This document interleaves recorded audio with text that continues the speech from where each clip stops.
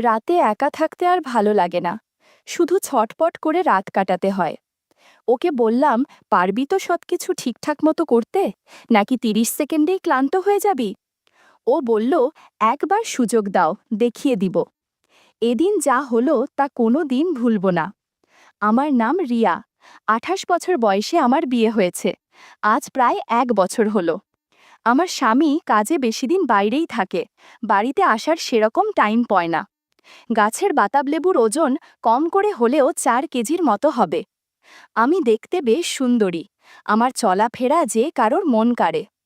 কাল আমার ভাগ্নের দাদার বিয়ে, তাই আমি একদিন আগেই সেখানে যাচ্ছি। সেই বাড়িতে যাওয়ার জন্য আমি রেডি হয়েছি, কিন্তু আমার স্বামীর কাজ থাকার জন্য সে আমার সাথে আসতে পারবে না, তাই আমি একাই যাচ্ছি। আমি বাসস্ট্যান্ডে এসে পৌঁছেছি।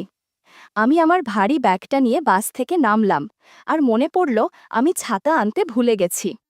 এদিকে ঝুম বৃষ্টি শুরু হয়েছে।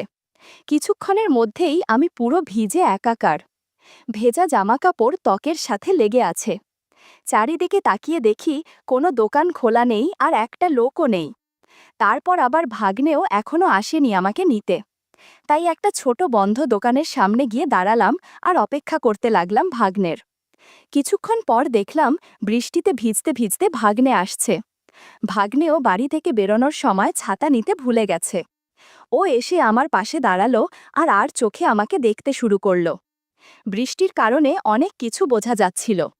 আমি বললাম, কি যে করি, আমি ছাতা আনতে ভুলে গেছি। এখন দেখছি যে তুইও তো ছাতা আনিসনি। ভাগ্নে বলল, হ্যাঁ, আমিও তাড়াতাড়ি বেরোতে গিয়ে ছাতা আনতে ভুলে গেছি। কোনো ব্যাপার না মামি, আমি আছি তো, ভয় পেও না। বিকেলবেলা বৃষ্টিটা যখন থেমে গেল, তখন আমরা দুজন বিয়ে বাড়িতে চলে আসলাম। বাড়িতে আসার পর আমি আমার কাপড় বদলে নিলাম আর ভালো একটা লালা রঙের শাড়ির সাথে হাতা ব্লাউজ পরে নিলাম। বাড়িতে সবার সাথে কথাবার্তা বলছিলাম, আর তার মাঝে দেখি ভাগ্নে আমায় দেখছে দোতলা থেকে আর হাসছে। এমন সময় আমার বৌদি বলল, রিয়া, তুমি একটু দোতলায় গিয়ে রান্নাঘর থেকে দুটো প্লেট এনে দিবে? আমি বললাম, হ্যাঁ বৌদি, কোনো ব্যাপার না, আমি এক্ষুনি যাচ্ছি। আমি দোতলায় গেলাম আর দেখলাম ভাগ্নে সিঁড়ির কাছে দাঁড়িয়ে আছে। ওকে জিজ্ঞেস করলাম, রান্নাঘরটা কোন দিকে? ভাগ্নে বলল, সামনে গিয়ে ৩ নম্বর ঘরটাই রান্নাঘর। দোতলায় কেউ ছিল না, সবাই নিচে কাজে ব্যস্ত। আমি সেদিকে যেতে শুরু করলাম, আর আমার পেছন পেছন ভাগ্নেও আসছিল। ঘরের সামনে গিয়ে দেখি এটা কারো বেডরুম। পেছনে তাকাতেই দেখি ভাগ্নে আমার সামনে। ও আমার হাত ধরে ঘরের ভেতরে নিয়ে ঘরের দরজাটা লাগিয়ে দিল। আমি বললাম, এ কি করছো? ভাগ্নে বলল, আমি জানি মামা, তোমায় মোটেও ভালোবাসে না, তোমাকে সময় দেয় না, সব সময় কাজে ব্যস্ত থাকে। তুমি আর কত রাত একা ছটপট করবে? আমি বললাম, কি বলতে চাইছো তুমি? ভাগ্নে বলল, আমি তোমার সেবা করতে চাই, যা মামা করে না। ওর কথাগুলো শুনে আমি অস্বস্তিতে পড়ে গেলাম। ওকে বললাম, তাহলে তোকে পরীক্ষা দিতে হবে। আমার আবার এইটুকু কোনো কিছু ভালো লাগে না। ভাগ্নে বলল, তুমি যা বলবে আমি তাই করব। আমি বললাম, কিন্তু এখন ঠিক টাইম না এগুলো করার। সবাই বাড়িতে আছে, কেউ দেখে ফেললে মুশকিল হয়ে যাবে। ভাগ্নে বলল, কেউ আসবে না ওপরে, সবাই নিচে কাজে ব্যস্ত। আমি বললাম, আমি যদি রান্নাঘর থেকে প্লেটগুলো না নিয়ে যাই, তাহলে বৌদি উপরে চলে আসবে।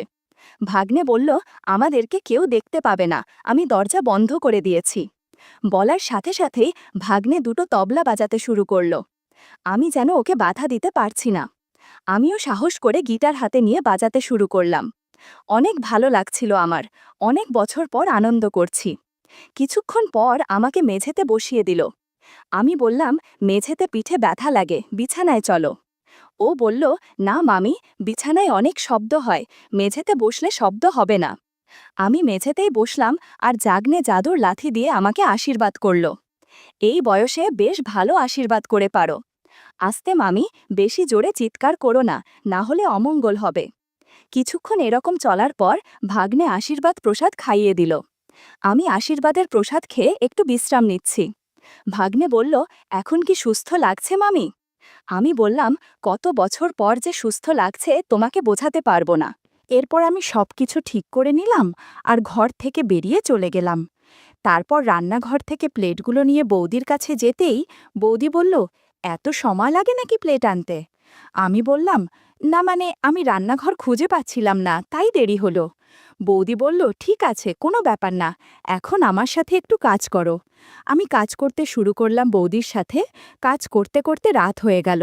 সবাই মিলে তখন খেতে বসেছে। আমি আর বৌদি খাওয়া দাওয়া করে নিলাম।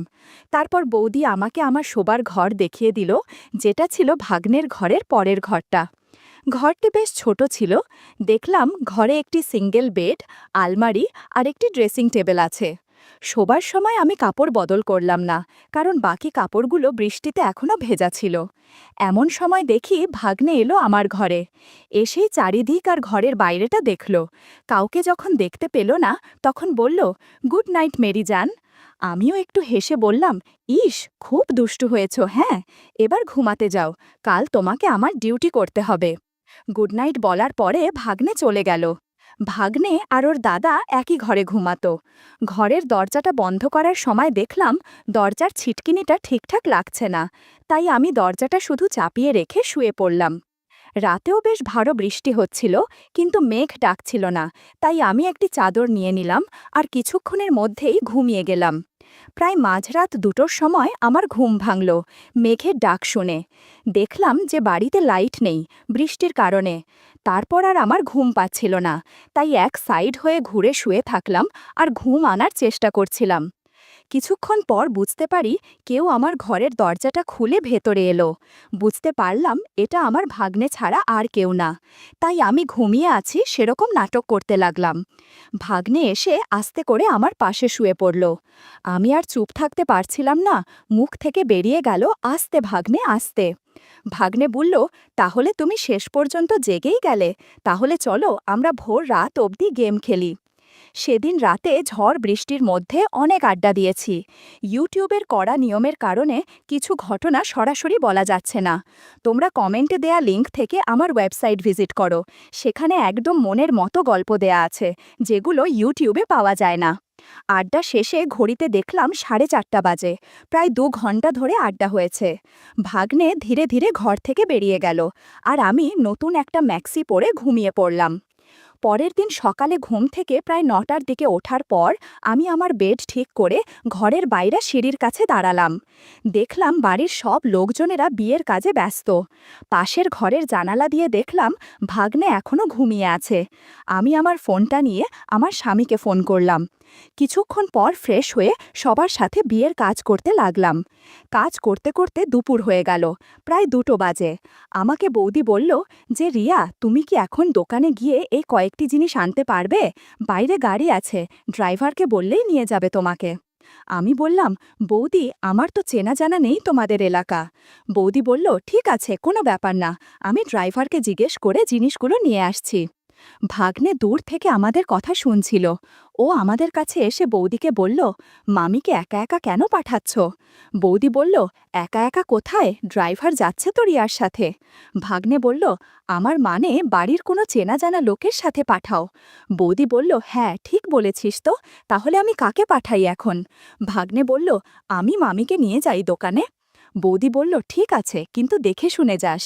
তখন আমি আর ভাগ্নে গাড়িতে বসলাম। ভাগ্নে গাড়ি চালানোর জন্য ড্রাইভিং সিটে বসল, আর আমি গাড়ির সামনের সিটে বসলাম। কিছু দূর যেতেই ফাঁকা সোজা রাস্তা আসলো। গাড়ি চালাতে চালাতে বলল, মামি, তুমি তো সকালে কিছুই খাওনি, আমার কাছে কলা আছে, খাবে নাকি?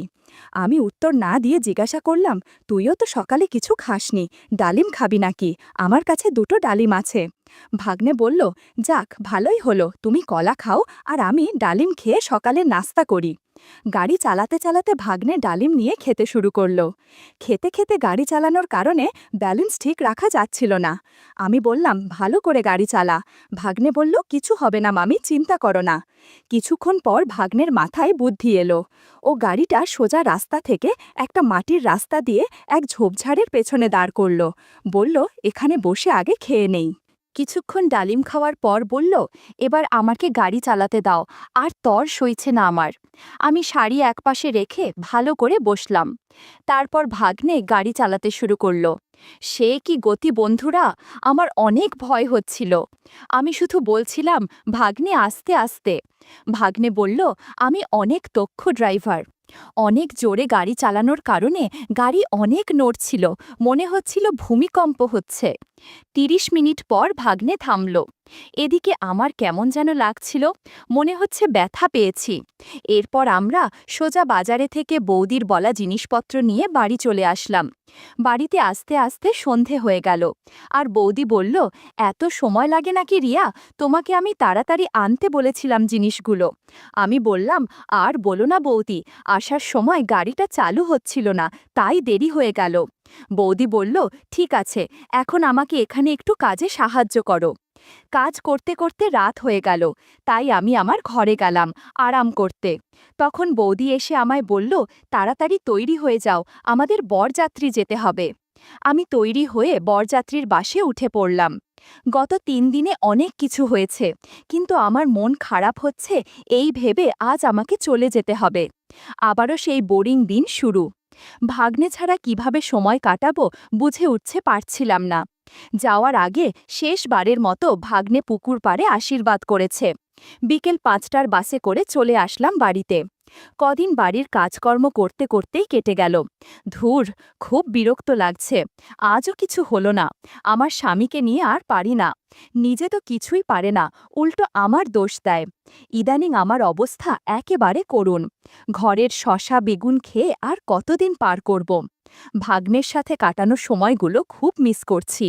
আমাদের পাশের বাড়িতে আমার বান্ধবী বেবি থাকে। বেবির সাথে আমার খুব বন্ধুত্ব। বেবিরও আমার মতো একই অবস্থা। দুজনের স্বামী হয়েছে একই ধরনের। কিন্তু এভাবে পাড়ায় আর কাকে ডাকব? লোকলজ্জার ভয়ে কিছু বলতে পারি না। আমরা ২ বান্ধবী মনের দুঃখে গল্প করি। গল্পে গল্পে বেবির কাছ থেকে একটা ছেলের খোঁজ পাই। দারুণ সুদর্শন আর শক্তিশালী। লম্বায় প্রায় ১০ ইঞ্চি হবে আর মারাত্মক মোটা। আমি বললাম, বলিস কি, এমন কারো হয় নাকি? বেবি বলল, সত্যি বলছি, এরকম আমি বাপের জন্মেও দেখিনি। আমি বেবিকে বললাম, ছেলেটাকে ম্যানেজ কর না, আর হ্যাঁ বল না, ছেলেটা কে? বেবি বলল, আমাদের পাশের বাড়িতেই থাকে, তোমার পাড়াতুতো দিদির ছেলে। আমি এতক্ষণে বুঝতে পারলাম কার কথা বলছে। আমার পাড়াতুতো দিদির ছেলে মানে দীপু। ইন্টারমিডিয়েটে পড়ে, একটু রোগা, তবে নিয়মিত খেলাধুলা করে। মেধাবী ছাত্র, দেখতেও খুব হ্যান্ডসাম, অনেক সুন্দর করে কথা বলে।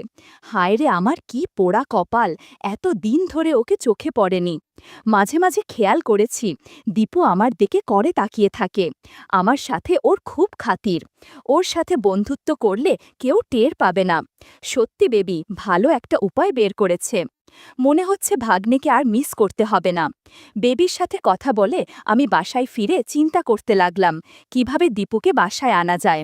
হঠাৎ আমার মৌরির কথা মনে হলো। মৌরিকে টিউশন পড়ানোর জন্য দীপুকে রাজি করলাম। দীপু প্রতিদিন বাসায় এসে মৌরিকে পড়াতে শুরু করে। আমিও সুযোগ কাজে লাগাই। পড়ানোর সময় অগোছালোভাবে হালকা শাড়ি আর ব্লাউজ পরে নাস্তা দিতে যাই। মাঝে মধ্যে ঝুঁকে ওকে নাস্তা দেই। কয়েকদিন পর থেকে দীপুর ব্যবহারও বদলাতে শুরু করল। মৌরি স্কুল থেকে ফেরার আগে দীপু বাসায় চলে আসে, আমার সাথে গল্প করে। একদিন সুযোগ বুঝে কথা শুরু করলাম, হ্যাঁ রে দীপু, তুই তো অনেক বড় হয়ে গেছিস, কারোর সাথে বন্ধুত্ব হয়েছে? ও প্রথমে বলতে চাচ্ছিল না, অনেক জিজ্ঞাসা করার পর বলল, অর্পিতা কাকি ও অর্চনা কাকির সাথে বন্ধুত্ব করেছি, বয়স তোমার মতো হবে। দীপুর কথা শুনে বুঝতে পারছি ও আমাকে পছন্দ করে। কায়দা করে আমার কথা বলে দিল। আমি বললাম, বলিস কি, কতদিন থেকে বন্ধুত্ব? ও বলল, এই তো ৩-৪ বছর হলো, তারা আমাকে ছাড়া থাকতে পারে না। ও আর হ্যাঁ, এই তো মাসখানেক আগে আরেক মাসির সাথে আমার বন্ধুত্ব হয়েছে। জিজ্ঞাসা বললাম, কার সাথে? ও বলল, তোমাদের বিল্ডিংয়ের নিচতলের মিনা কাকির সাথে। মিনা আমাদের নিচতলায় থাকে। মিনার বয়স ৩৫ বছর হবে। আমি আর বেবি প্রায়ই মিনার সৌন্দর্য নিয়ে কথা বলি। মিনার একটা ছেলে আছে, ক্লাস 4-এ পড়ে, স্বামী বিদেশ থাকে। মাসখানেক আগে মিনাকে দেখেছি খুঁড়িয়ে হাঁটছে। জিজ্ঞাসা করাতে ও বলেছিল বাথরুমে পিছলে পড়ে গেছে। আমার এখন সন্দেহ হচ্ছে সত্যি বাথরুমে আছাড় খেয়েছে নাকি অন্য কিছু। দীপুকে জিজ্ঞাসা করলাম, তোর আর মিনার বন্ধুত্ব কতটা গভীর হয়েছে? দীপু মুচকি হেসে বলল, অনেক গভীর গো মাসি, তুমি ভাবতেও পারবে না, তোমার থেকেও অনেক ফ্রি, আমাকে সব কথা বলে।